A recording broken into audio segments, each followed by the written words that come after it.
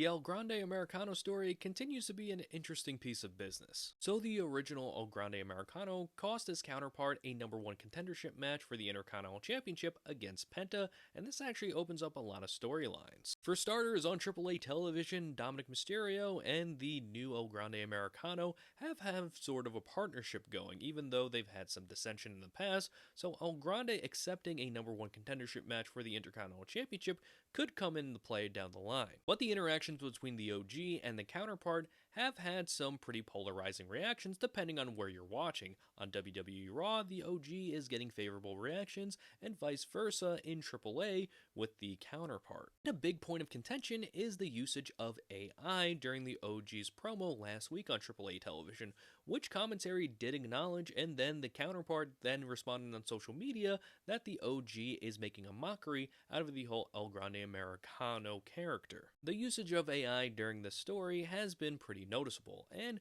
to be honest, this has been prevalent throughout the entirety of the El Grande Americano story. Now, there are people who either don't mind it or are strongly against it just due to the nature of AI.